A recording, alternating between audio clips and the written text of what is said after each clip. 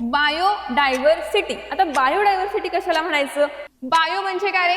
सगळे living organisms, आणि diversity म्हणजे काय? तर त्यांच्यामध्ये असणारे variations. Biodiversity is the richness of living organisms in nature due to presence of varieties of organisms, ecosystems and genetic variations within a species. Genetic diversity, त्यानंतर आहे species diversity आणि ecosystem diversity.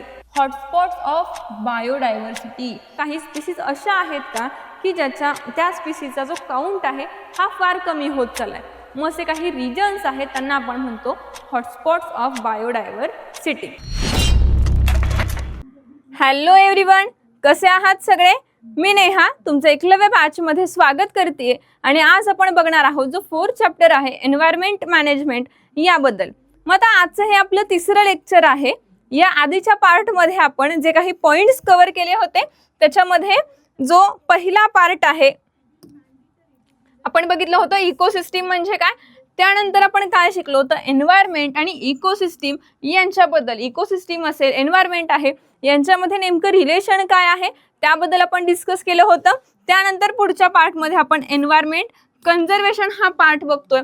तर आज आपण काय बघणार आहे, जे एन्व्हायरमेंट आहे त्याचं कन्झर्वेशन करायचंय, त्यासोबतच आपली जी रिस्पॉन्सिबिलिटी आहे एन्व्हायरमेंटसाठीची ती काय आहे. चला तर मग सुरुवात करूयात. त्याच्यामध्ये आपण बघूयात काही बायोडायव्हर्सिटी रिलेटेड गोष्टी आहेत. यानंतर आपल्याला बायोडायव्हर्सिटी हॉटस्पॉट हा पॉइंट सुद्धा बघायचा आहे. ओके, आतापर्यंत आपण काय बघितलं तर जे एन्व्हायरमेंटल कन्झर्वेशन आहे हे महत्त्वाचं का आहे, बरोबर? ते कन्झर्व कसं करायचंय आणि ते कन्झर्व करत असताना काही ऍक्ट्स आहेत, काही लॉज आहेत, त्याबद्दल आपण इन्फॉर्मेशन बघितली आणि जी मुलाई होते त्यांची स्टोरी सुद्धा आपण बघितलेली. यानंतर पुढचा पार्ट आहे बायोडायव्हर्सिटी म्हणजे काय आणि बायोडायव्हर्सिटी रिलेटेड काही असणाऱ्या गोष्टी. ओके, आता याच्यामध्ये आपण बघूयात बायोडायव्हर्सिटी. बायोडायव्हर्सिटी, आता बायोडायव्हर्सिटी कशाला म्हणायचं? बायो जे सगळे लिव्हिंग ऑर्गॅनिझम्स आहेत ते, आणि डायव्हर्सिटी आता काय करायचं आपल्याला, जो शब्द आहे त्या शब्दाची फोड करायची आणि अर्थ लक्षात घ्यायचा. बायो म्हणजे काय रे? सगळे लिव्हिंग ऑर्गॅनिझम्स, आणि डायव्हर्सिटी म्हणजे काय तर त्यांच्यामध्ये असणारे व्हेरिएशन्स, बरोबर? मग आता जर आपण एकदम सिंपल थॉट लावला काय बायोडायव्हर्सिटी असेल तर सगळे लिव्हिंग ऑर्गॅनिझम्स की ज्यांच्यामध्ये बरेचसे व्हेरिएशन्स आहेत, खूप वेगवेगळ्या प्रकारचे असणारे लिव्हिंग ऑर्गॅनिझम्स. मग ते त्याच्यामध्ये प्लांट्स येतात, ॲनिमल्स आहेत, मायक्रो ऑर्गॅनिझम्स आहेत, बरोबर? या सगळ्याला आपण काय म्हणतो? बायोडायव्हर्सिटी असं म्हणतो. डेफिनेशन काय सांगते बघूयात आपण. Biodiversity is the richness of living organisms in nature due to presence of varieties of organisms, ecosystems and genetic variations within a species. मग आता या बायोडायव्हर्सिटी मध्ये काय काय पॉइंट्स येतात तर जे काही लिव्हिंग ऑर्गॅनिझम्स प्रेझेंट आहेत या लिव्हिंग ऑर्गॅनिझम्स मध्ये असणारी जी व्हरायटी आहे त्याचा रिचनेस आहे, व्हरायटीचा रिचनेस की खूप वेगवेगळ्या प्रकारचे प्राणी आपल्याकडे आहेत, प्लांट्स आहेत.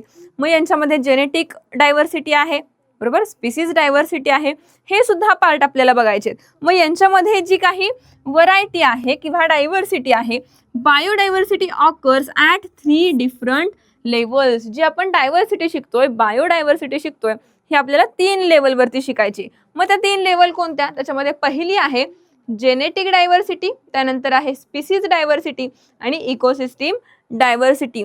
जरी आपण प्लांट्स, ॲनिमल्स किंवा मायक्रो ऑर्गॅनिझम यांच्याबद्दल बोलत असलो तरीही जेनेटिक लेवलला त्यांच्यात काय डायव्हर्सिटी आहे, स्पीसीज लेवलला काय डायव्हर्सिटी आहे आणि इकोसिस्टीम लेवलला काय डायव्हर्सिटी आहे हे आपल्याला डिटेलमध्ये बघायचे. इव्हन आता इथं जरी आपण बघितलं तरी सुद्धा खूप वेगवेगळ्या प्रकारचे ॲनिमल्स आपल्याला दिसतात, प्लांट्स आपल्याला दिसतात, बरोबर की नाही? मग हे एवढे वेगवेगळे प्रकार किंवा एवढी व्हरायटी आली कशी, बरोबर? हे आपण बघणार आहे किंवा ही जी कन्सेप्ट आहे याला बायोडायव्हर्सिटी का म्हणतात हे सुद्धा आपण बघतोय. मग आता बायोडायव्हर्सिटी जी आहे त्याच्यामध्ये किती लेवल आहेत? 3. पहिली आहे जेनेटिक डायव्हर्सिटी, त्यानंतर आहे स्पीसीज डायव्हर्सिटी आणि नंतर आहे ती इकोसिस्टीम डायव्हर्सिटी. पुढचा पार्ट जो आहे याच्यामध्ये आपल्याला डिटेलमध्ये शिकायचं आहे की जेनेटिक डायव्हर्सिटी म्हणजे नेमकं काय. अशी डायव्हर्सिटी की जी अगदी जीन लेवलला जाऊन काम करते, जी जीन लेवलला डायव्हर्सिटी आहे, वेगळेपण आहे त्याला आपण म्हणतो जेनेटिक डायव्हर्सिटी. आता एक कॉमन एक्झाम्पल आपण बघूयात. आपण सगळे जे ह्युमन बीइंग्स आहोत, हे सगळे ह्युमन बीइंग्स सेम दिसतात का रे? नाही, बरेचसे व्हेरिएशन्स आहेत. अगदी आपण जर म्हटलं बहीण बहीण असेल, दोन भाऊ जर असतील, तर त्या दोघांमध्ये सुद्धा खूप सारे डिफरन्सेस असतात, बरोबर. मग ही जी व्हेरिएशन्स आहेत, ही जी व्हरायटी आहे, ही कशाच्या लेवलवरती आहे? तर जेनेटिक लेवलला आहे. ओके. मग आता जेनेटिक लेवलमध्ये काय होते बघा, occurrence of diversity among the organisms of same species is genetic diversity. म्हणजेच काय, तर सेम स्पीसीज मध्ये असणारी डायव्हर्सिटी त्याला आपण म्हणतो genetic diversity. Example, each human being is different from other. आता ह्युमन जर म्हटलं तर सगळे ह्युमन्स हे एका स्पीसीज मध्ये आले, बरोबर. पण सगळे ह्युमन सेम दिसतात का? नाही. मग आपण त्याला काय म्हणतो? Genetic diversity. Possibility of wiping out the species arises if there is decrease in the diversity within the species whose members involved in sexual reproduction. आता जर समजा ही जी डायव्हर्सिटी आहे, ही जर कमी कमी होत गेली तर पूर्ण जी स्पीसीज आहे ही नामशेष होऊ शकते, नष्ट होऊ शकते. त्याच्यामुळे जेनेटिक डायव्हर्सिटी ही खूप महत्त्वाची आहे. आता इथं अजून एक आपण एक्झाम्पल बघूयात.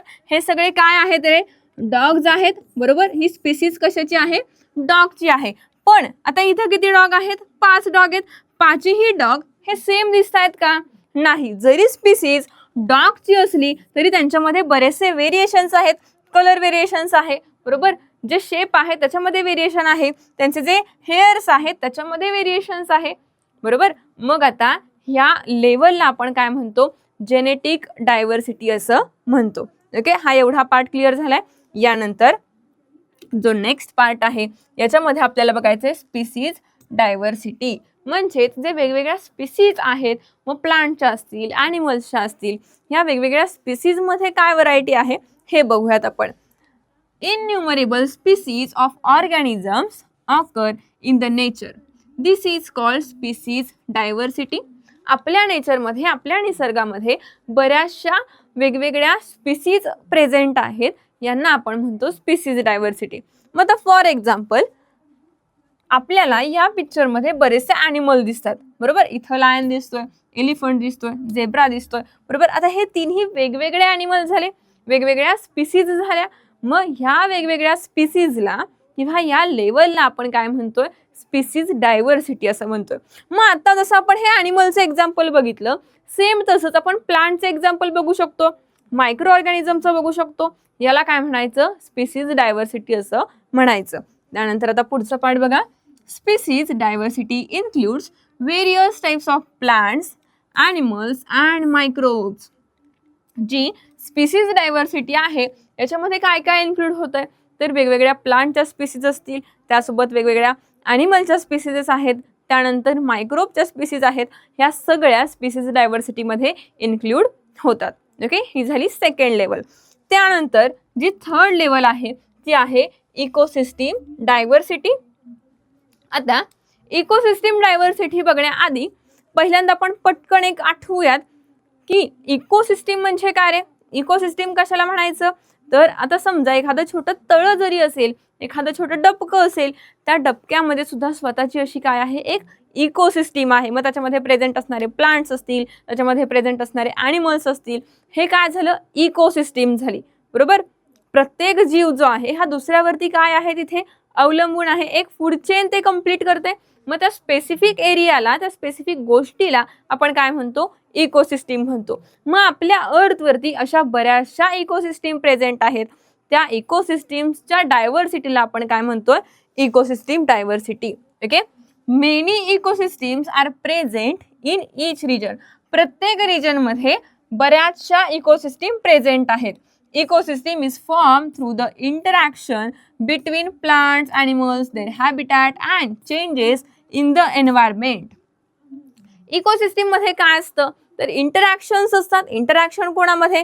प्लांट्समध्ये, ॲनिमल्समध्ये, तिथं प्रेझेंट असणाऱ्या काही अबायोटिक फॅक्टर्समध्ये सुद्धा, बरोबर. त्याला आपण एकत्रित काय म्हणत असतो? इकोसिस्टीम असं म्हणत असतो.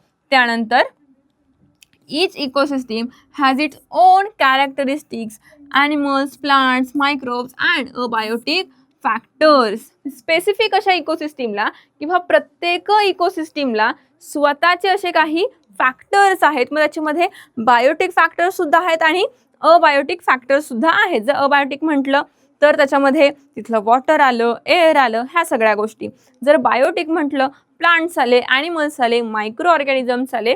मग हे बायोटिक फॅक्टर्स, अबायोटिक फॅक्टर्स त्या स्पेसिफिक इकोसिस्टीममध्ये त्यांची जी एक स्पेसिफिक इकोसिस्टीम तयार झालेली आहे तशी एकच आहे का? नाही, अशा अनेक आहेत. या सगळ्यांमध्ये जे काही वेगवेगळेपण आहे याला आपण काय म्हणतो? इकोसिस्टीम डायव्हर्सिटी असं म्हणतो.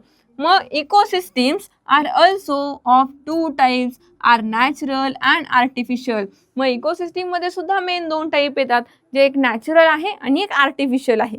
ओके, आता या पिक्चरमध्ये जर आपण बघितलं तर इकोसिस्टीममध्ये जे वेगवेगळं पण आहे, व्हरायटीज आहे, हे बघतोय आपण. इथं फॉरेस्टमध्ये असणारं असेल, इथे पाण्यामध्ये असणारं असेल, बरोबर की नाही. प्रत्येक रिजनमध्ये वेगळे प्लांट्स आहेत, वेगळे ॲनिमल्स आहेत, सराउंडिंग वेगळं आहे.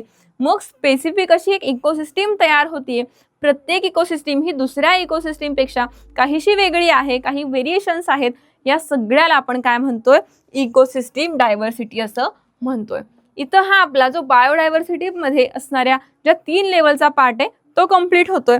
यानंतरचा जो नेक्स्ट पार्ट जो आहे याच्यामध्ये आपण बघतोय हॉटस्पॉट्स ऑफ बायोडायव्हर्सिटी. आता हॉटस्पॉट का बरं म्हटलंय? कारण की जी बायोडायव्हर्सिटी आहे, बायोडायव्हर्सिटी म्हणजे आपण काय म्हटलो तर लिव्हिंग ऑर्गॅनिझम्समध्ये असणारी खूप सारी व्हरायटी, बरोबर. मग आता असे काही रिजन्स आहेत का की त्या रिजन्समध्ये ही बायोडायव्हर्सिटी ही खूप कमी होत चाललेली आहे, किंवा काही स्पीसीज अशा आहेत का की त्या स्पीसीजचा जो काउंट आहे हा फार कमी होत चाललाय. मग असे काही रिजन्स आहेत त्यांना आपण म्हणतो हॉटस्पॉट्स ऑफ बायोडायव्हर्सिटी. मग याच्यामध्ये 34 highly sensitive biodiversity spots are reported all over the world. पूर्ण वर्ल्डमध्ये 34 असे काही रिजन्स आहेत की जे बायोडायव्हर्सिटी हॉटस्पॉट म्हणून ओळखले जातात.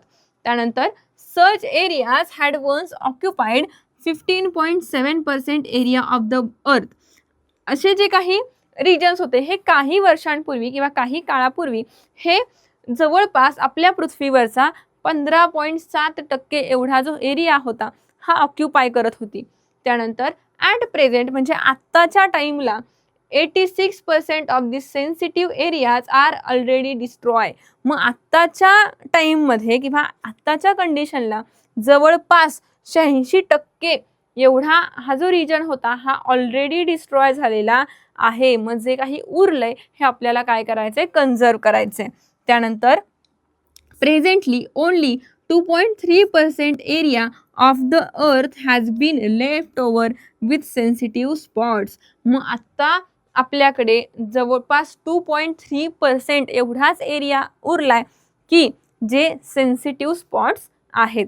यानंतर जे ऑलरेडी बाकीचे होते ते सगळे ऑलरेडी काय झालेले आहेत? डिस्ट्रॉय झालेले आहेत. आत्ता आपल्याकडे फक्त 2.3%च एरिया आहे की जो आपण कन्झर्व करू शकतोय, वाचवू शकतोय.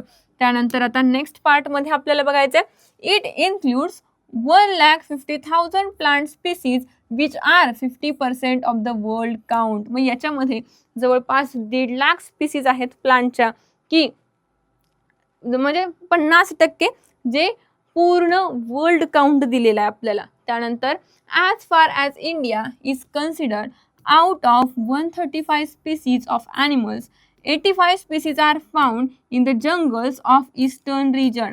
आता इंडियामध्ये जे 135 स्पीसीज आहेत ॲनिमल्सच्या त्यापैकी ज्या 85 स्पीसीज आहेत या आपल्या ईस्टर्न रिजनमध्ये सापडतात.